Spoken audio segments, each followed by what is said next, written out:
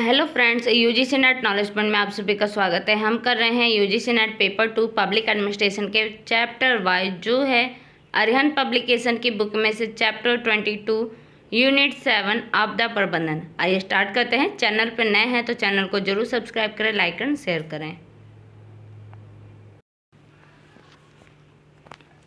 Chapter 22 आपदा प्रबंधन, disaster management. आपदा प्रकृति जनित अथवा मानव जनित हो सकती है। आपदा के कारण हुई क्षति को कम से कम करना या आपदा के उपरांत किए गए बचाव आपदा प्रबंधन है। आपदा डिजास्टर उन प्रकृति जन्य या मानव जनित अप्रत्याशित एवं दुष्प्रभाव वाली चरम घटनाओं या प्रकोपों को आपदा कहते हैं, जिनके द्वारा मानव समाज, जंतु एवं पादप समुदाय को अपार क्षति होती है। आपदाएं त्वरित एवं तीव्र गति से घटित होती है। कोई भी प्रकोप, हैजार्ड्स, उस समय आपदा होता है जब वह मानव आवासित क्षेत्रों में आ जाती है। आपदा के लक्षण। आपदा की निम्नलिखित विशेषताएं हैं। फर्स्ट पॉइंट है, आपदा प्रकृति जन्य या मानव जनित प्रकोप होती है। सेकंड पॉइंट है, आपदा त्वरित गति से घटित होती है। थर्ड पॉइंट है, आपदाओं को सदैव मनुष्य के संदर्भ में ही देखा जाता है, अर्थात आपदाओं का आंकलन मानव जीवन एवं उसकी संपत्ति को होने वाली क्षति के संदर्भ में आंकलन किया जाता है। आपदाओं के परिमाण एवं प्रचंडता का मानव समाज को होने वाली क्षति की मात्रा के परिप्रेक्ष्य में निर्धारण किया जाता है। फिफ्थ पॉइंट है, पर्यावरणीय प्रकरणों द्वारा भी घटनाएं उत्पन्न होती है, परंतु सभी घटनाएं आपदा नहीं होती हैं।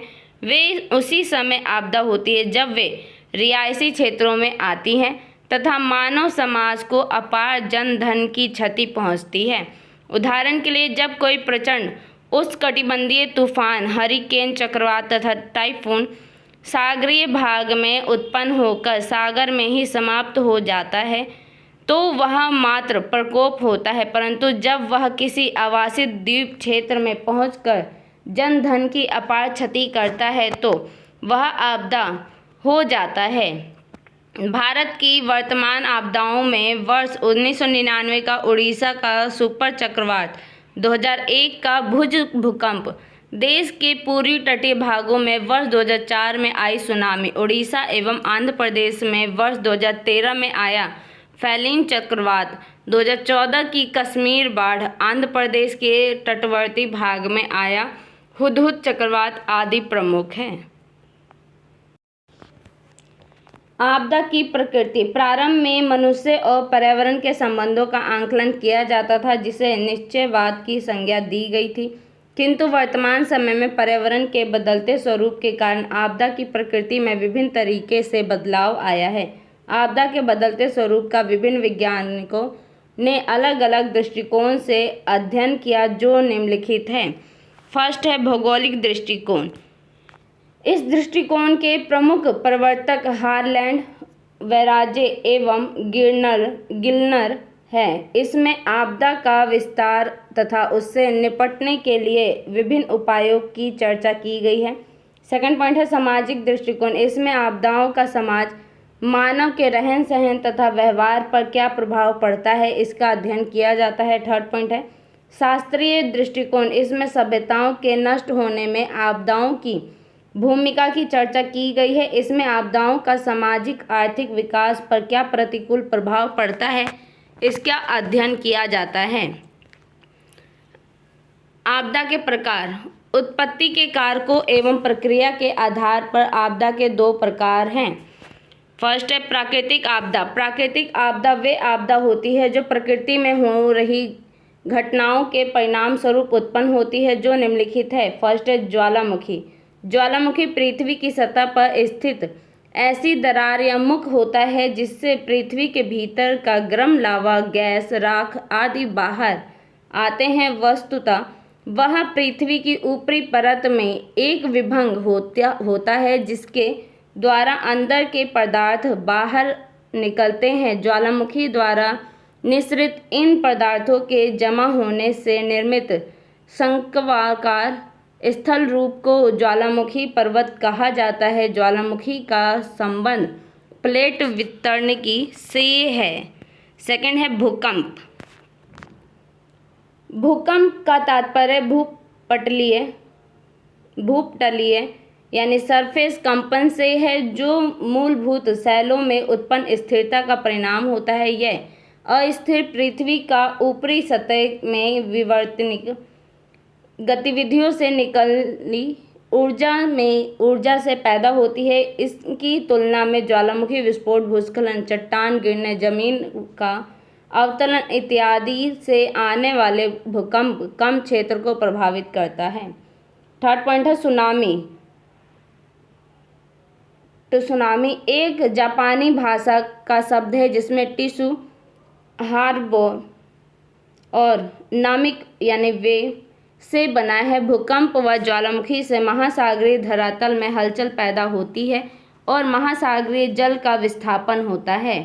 परिणाम स्वरूप ऊर्ध्वाधर ऊंची तरंगें पैदा होती है, जिसे सुनामी या भूकंपीय समुद्री लहरें कहा जाता है। सामान्यतः प्रारंभ में केवल एक ऊर्ध्वाधर तरंगें ही पैदा होती, परंतु कालांतर में जल तरंगों यानी वाटर वेव्स की एक श्रृंखला बन जाती है, क्योंकि प्रारंभिक तरंग की ऊंचे शिखर और नीची गर्त के बीच जल अपना स्तर बनाए रखने का प्रयास करता है। महासागर में जल तरंग की गति जल की गहराई पर निर्भर करती है। इसकी गति उथले समुद्र में ज़्यादा और गहरे समुद्र में कम होती है। परिणाम स्वरूप महासागरों के आंतरिक भाग इससे कम प्रभावित होते हैं। तटीय क्षेत्रों में ये तरंगें ज़्यादा प्रभावी होती है और व्यापक हानि पहुंचाती है। इसलिए समुद्र में जलपोत पर सुनामी का कोई विशेष प्रभाव नहीं पड़ता।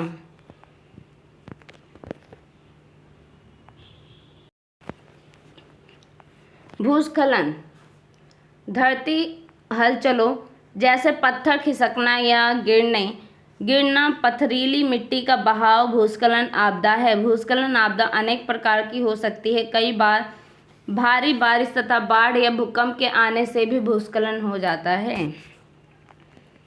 बाढ़ नदी, झील या सागर तट के उत्थान के कारण भूमि के अस्थायी तौर पर जल में से भर जाने अथवा भूमि पर जल का चारों तरफ फैल जाने का बाढ़ कहते हैं। इसकी उत्पत्ति अतिवृष्टि, हिमद्रवण, उच्च ज्वार, बांध टूटने आदि के कारणों से हो सकती है।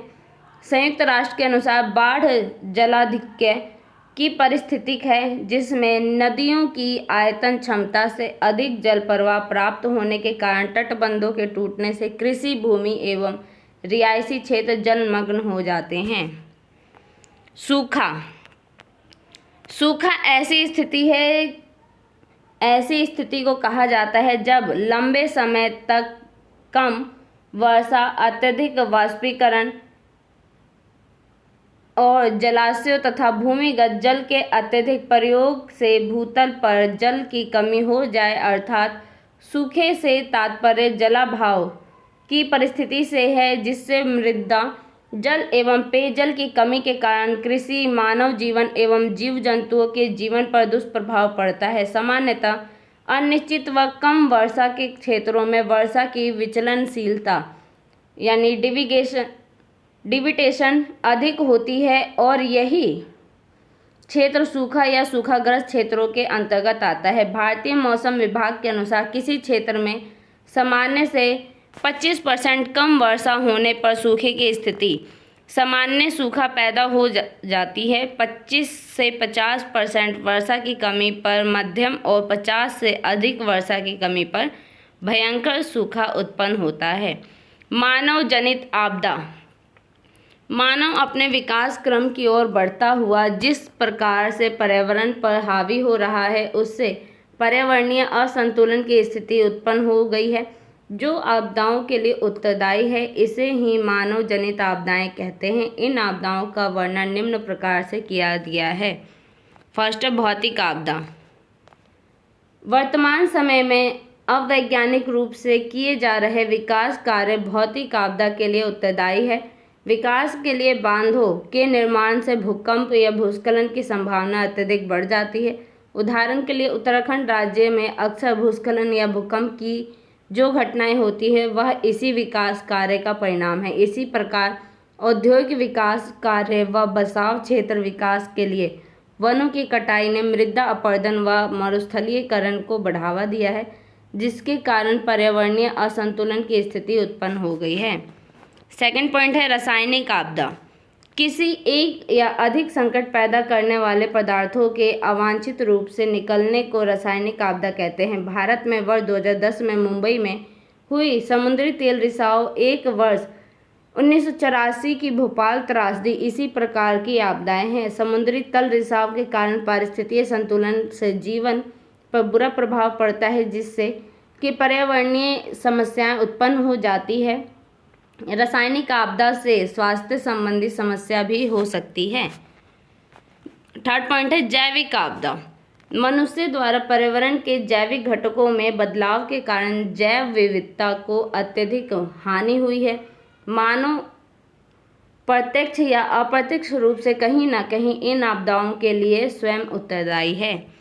आज वायुमंडल में ग्रीन हाउस गैसों की वृद्धि का कारण बढ़ती हुई जनसंख्या की निरंतर बढ़ रही आवश्यकताओं से जुड़ी हुई है, क्योंकि जनसंख्या के बढ़ते ही आवश्यकताएं बढ़ती है और उन आवश्यकताओं की पूर्ति के लिए मानव पर्यावरण को क्षतिग्रस्त करता है, जिससे कि आपदाओं के प्रभाव में वृद्धि हो जाती है।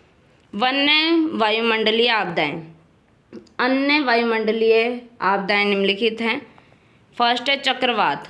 चक्रवात एक ऐसा बंद पारितंत्र है जिसका तरल पदार्थ पृथ्वी के समान ही दिशा में चक्कर लगाता है। इसमें हवा सर्पिल आकार में घूमती है, अर्थात चक्रवात निम्न वायुदाब के केंद्र है जिसके चारों ओर तीव्र गति वाली हवाएं चलती है। चक्रवात में वायु केंद्र की ओर केंद्रीय मुख उत्तरी गोलार्ध से घड़ी की सुई की विपरीत दिशा में तथा दक्षिणी गोलार्ध से घड़ी की सुई की दिशा में संचरण करती है, जबकि प्रति चक्रवात के केंद्र में उच्च वायुदाब या वायु का बाहरी प्रवाह होता है। प्रति चक्रवात में वायु की दिशा उत्तरी गोलार्ध से घड़ी की सुई की दिशा में तथा दक्षिणी गोलार्ध से घड़ी की सुई की विपरीत दिशा में होती है। सेकंड पॉइंट है हरिकेन। अटलांटिक या पूर्वी प्रशांत महासागर से उठने वाला विनाशकारी तूफान है। इस तूफान में वायु की धरातल के समीप गति लगभग 90 किलोमीटर प्रति घंटा से 190 किलोमीटर प्रति घंटा तक होती है। यह तूफान तेज हवाओं के साथ भारी बारिश लाते हैं, जिसके कारण काफ़ी क्षति होती है। थर्ड पॉइंट है टॉर्नाडो। टॉर्नाडो अल्प अवधि का एक भयंकर तबाही वाला तूफान है। इस तूफान का आकार अत्यंत लघु होता है, लेकिन इसकी प्रचंडता बहुत ही तीव्र होती है। इस तूफान में वायु की धरातल के समीप गति लगभग 320 किमी प्रति घंटा तक होती है। इस तूफान को संयुक्त राज्य अमेरिका में टॉर्नाडो कहा जाता है। टॉर्नाडो शब्द की उत्पत्ति स्पेनिश भाषा के त्रोनाडा से हुई है। तंडित झंझा के लिए उत्तरी तथा मध्य अफ्रीका में टॉर्नाडो शब्द का प्रयोग ही किया जाता है, लेकिन विद्वानों द्वारा टॉर्नाडो का उपयोग विशेष प्रकार के भीषण तूफान के लिए किया जाता है। बायास के अनुसार टॉर्नाडो वायुमंडलीय विक्षोभों का सबसे शक्तिशाली रूप होता है। ये सिनाप्टिक चार्टों और दैनिक ऋतुपटकों पर अपने क्षैतिज विस्तार और छोटे प्रभाव क्षेत्र के कारण प्रकट नहीं हो पाते हैं। क्रिचफील्ड के अनुसार टॉर्नाडो निचले विक्षोभ मंडल का सर्वाधिक प्रचंड तूफान है। इसके अनुसार टॉर्नाडो एक ऐसा चुस्त भ्रमिल टाइट वर्टेक्स है जो अत्यधिक निम्न दाब केंद्र के चारों ओर भ्रमण करता है। पटर्सन के अनुसार टॉर्नाडो एक अल्प क्षैतिज विस्तार एवं अत्यधिक तीव्रता वाला भ्रमिल वर्टेक्स होता है जो तंडित बादलों से नीचे की ओर फैला हुआ होता है। सामान्य रूप से यह तूफान एक ऐसे कीप की आकार वाले मेघ के समान दिखाई पड़ता है जिसका चौड़ा भाग कपासवर्षीय मेघाव में तथा नीचे का संकरा भाग नालिकार रूप में धरातल पर लटकता हुआ प्रतीत होता है। आकाशीय विद्युत आपदा। ये एक स्थानीय तूफान होता है जो वायुमंडल के परिसंचरण के तृतीय वर्ग के अंतर्गत वर्गीकृत है। टंडित झंझा की स्थिति में हवाएं तीव्र गति से ऊपर की ओर उठती है और बिजली की चमक के साथ मूसलाधार बारिश होती है। त्रिवार्था के अनुसार टंडित झंझा एक ऐसी जटिल कपासवर्षीय मेघ है जिसमें झोंकेदार तथा अत्यधिक तीव्र पवन, मेघ गर्जन तथा विद्युत एक साथ उपस्थित होते हैं। स्टॉलर के अनुसार टंडित झंझा एक प्रचंड स्थानीय तूफान है जिसके साथ वृहत घने कपासवर्षीय मेघ होते हैं तथा जिसमें प्रचंड हवाएं तेजी से ऊपर की ओर उठती है। स्थानीय स्तर पर टंडित झंझा में कभी कभी ओलापात भी होता है, बिजली की चमक और बादलों का गर्जना भी होता है। इस प्रकार टंडित झंझा एक प्रचंड अस्थिरता प्रस्फोट का रूप धारण करती है। बादल फटना भी टंडित झंझा का ही एक रूप होता है। मेघ विस्फोट। मौसम विभाग के अंतर्गत मानकों के अनुसार यदि किसी स्थान पर लगातार 1 घंटे तक 10 सेंटीमीटर की दर से वर्षा होती है तो उसे बादल फटने की संज्ञा दी जाती है। इसकी विशेषता है कि यह वर्षा एक विशेष क्षेत्र में मौजूद बादल में उपस्थित पानी के अचानक गिरने से होती है। इस दौरान बादल की ऊंचाई जमीन से लगभग 12-13 किलोमीटर होती है। 1 घंटे के बाद मौसम पूरी तरह से साफ हो जाता है और उस पूरे क्षेत्र में कुछ समय तक वर्षा नहीं होती। आपदा प्रबंधन संस्थान। आपदा प्रबंधन अधिनियम 2005 के अंतर्गत राष्ट्रीय आपदा प्रबंधन संस्थान आता है। यह संस्था आपदा प्रभावित लोगों को राहत एवं पुनर्वास तथा आपदा के प्रबंधन हेतु शिक्षा प्रदान करती है। ये केंद्र सरकार के आपदा प्रबंधन कृषि मंत्रालय में एक विभागीय के रूप में कार्यरत है। आपदा प्रबंधन संस्थान की संरचना।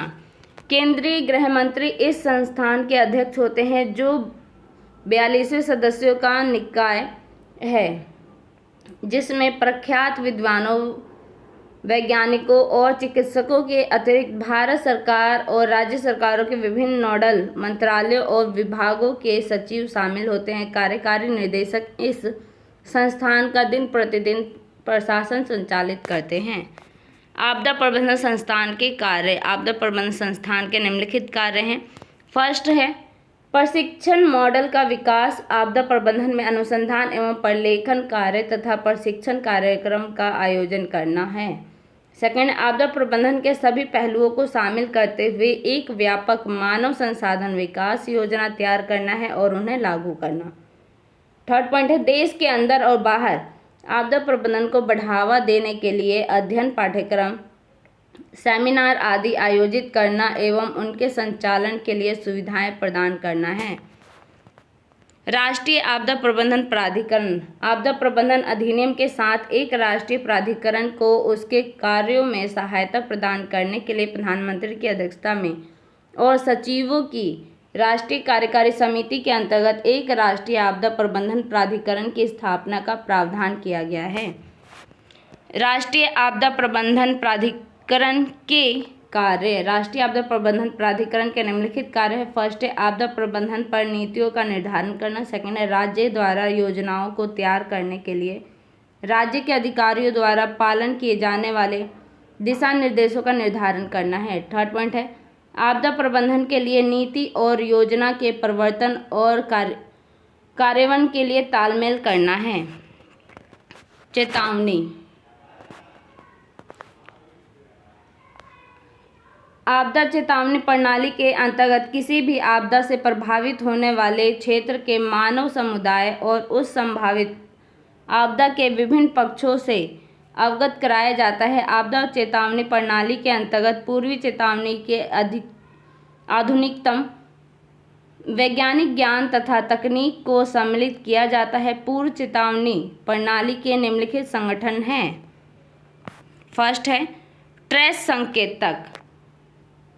इसके अंतर्गत संभावित आपदा की प्रकृति यानी प्रकार, उत्पत्ति स्रोत, गति, परिमाण, प्रचंडता, गतिशील होने का मार्ग एवं दिशा यानी वायुमंडलीय तूफानों तथा सुनामी के लिए संभावित प्रभाव के क्षेत्र में विशेष अवगमन के समय आदि से संबंधित विश्वसनीय आंकड़े आते हैं।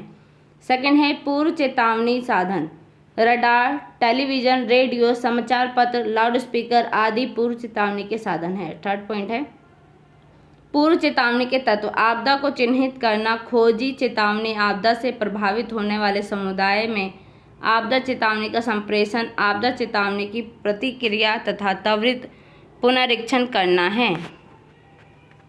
फोर्थ पॉइंट है आपदा चेतावनी केंद्र, इसके अंतर्गत स्थानीय केंद्र, प्रादेशिक यानी क्षेत्रीय केंद्र, राष्ट्रीय केंद्र, वैश्विक केंद्र, जिसके अंतर्गत कई देश सम्मिलित होते हैं, जैसे कि सुनामी से संबंध में होता है, आते हैं। फिफ्थ पॉइंट है आपदा चेतावनी के प्रति लोगों को तुरंत सक्रिय होने तथा सुरक्षा के उपायों को अमल में लाने के लिए उत्साहित करना। आपदा चेतावनी की सफलता निम्न बातों पर निर्भर करती है। किन पे? चेतावनी की विश्वसनीयता, संचार व्यवस्था में इलेक्ट्रॉनिक एवं प्रिंट साधनों की समुचित क्रियाशीलता, आपदा चेतावनी में लगे लोगों एवं एजेंसियों की कर्तव्यपरायणता, शिक्षा, आपदा तथा उनसे संबंधित चेतावनी के प्रति जनता की समझ, प्रभावित होने वाले समुदाय की आपदा चेतावनी के प्रति सकारात्मक सोच एवं प्रतिक्रिया, सही चेतावनी समय कारक आदि। आपदा प्रबंधन में गैर राज्य एवं राज्य की भूमिका। आपदाओं में के आने पर मानव समाज में एक दूसरे की सहायता प्रदान करने की भावना तत्काल जागृत हो जाती है। लोग राजनीति, धार्मिक, भाषाई, क्षेत्रीय एवं भौगोलिक बाधाओं की परवाह न करते हुए एक दूसरे को मदद पहुंचाने के लिए शीघ्र तत्पर हो जाते हैं। बड़ी आपदाओं के समय राहत कार्यों के लिए भारी मात्रा में धन, आवश्यक सामग्री तथा भारी मशीनों एवं उपकरणों की आवश्यकता होती है, परंतु इन सब की आपूर्ति सरकारी सहायता एवं अंतर्राष्ट्रीय सहयोग के बिना संभव नहीं हो सकती है। इसीलिए कार्य राहत को प्रभावी बनाने के लिए स्थानीय लोगों एवं गैर सरकारी स्वयंसेवी संगठन NGOs का सहयोग आवश्यक होता है। राहत कार्य में निम्न भागीदारी सहयोग होते हैं। कौन से? व्यक्ति, समुदाय, सामाजिक वर्ग एवं संगठन, गैर सरकारी संगठन NGO, अंतर्राष्ट्रीय सहभागिता और संयुक्त राष्ट्र red cross, crescent society, league of red cross, विश्व स्वास्थ्य संगठन WHO, international council of voluntary agencies UDRO आदि शामिल होते हैं। राज्य की आपदा प्रबंधन में निम्नलिखित भूमिकाएं हैं। कौन सी है? प्रांत और जिले की आपदा प्रबंधन योजना का विकास करना। सेकंड है पंचायत, ब्लॉक, शहरी, स्थानीय स्तर पर आपदा प्रबंधन टीम की दायित्व को बढ़ाना राज्य का कार्य है। तो आज के लिए वीडियो इतना ही। वीडियो अच्छी लगे तो लाइक कीजिए, शेयर कीजिए, सब्सक्राइब कीजिए। धन्यवाद।